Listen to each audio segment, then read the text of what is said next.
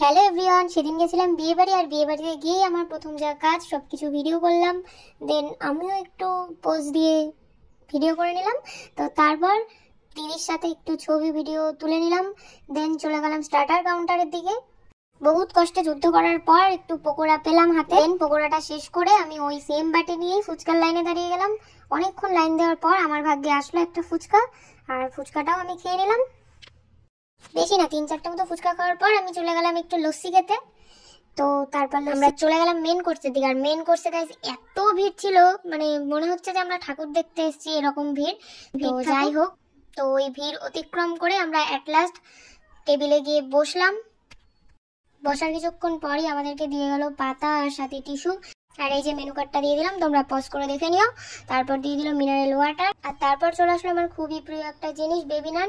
আর baby নানের সাথে ছিল চানা মশলা। যেহেতু আমার খুব প্রিয়, তাই জন্য আমি আরেকটা নিয়েছিলাম। খাবারটা শেষ করার আগেই এখানে চলে এসেছে সাদা ভাত, সাথে চিপস আর হচ্ছে মুগ ডাল। আর এই যে এখানে ডালের সাথে একটু লেবু চিপে নিলাম। আর এটা তো সবারই ফেভারিট, আমারও সবসময় ডাল দিয়ে লেবু চিপে খেতে অনেক ভালো লাগে। আর তারপর এখানে চলে আসলো পটল চিংড়ি। আর আমি এখানে চিংড়ি মাছ খুঁজছিলাম, কিন্তু পেলাম না, দুর্ভাগ্য আমার। তো যাই হোক, ওইটা দিয়েই খেয়ে নিলাম। আর অনেক টেস্টি হয়েছিল এই পটল চিংড়ি। ওটা দিয়ে খাওয়া শেষ করার পরই এখানে চলে আসলো ফ্রাইড রাইস, আর তার সাথে গরম গরম মাটন কষা। মাটনটা দারুণ হয়েছিল খেতে, সেই জন্য আমি নেক্সট টাইমও নিয়েছিলাম। আর এই যে শেষ পাতে এখানে চলে আসলো ফ্রুট চাটনি, আর সাথে পাঁপড় আর লট চমচম। আর রসগোল্লাটা আমি স্কিপ করেছিলাম, আর অনেক ভিড় ছিল বলে আমরা বাইরে এসে আইসক্রিমটা নিয়েছিলাম, তাই সেটা দেখানো হয়। টাটা সবাইকে।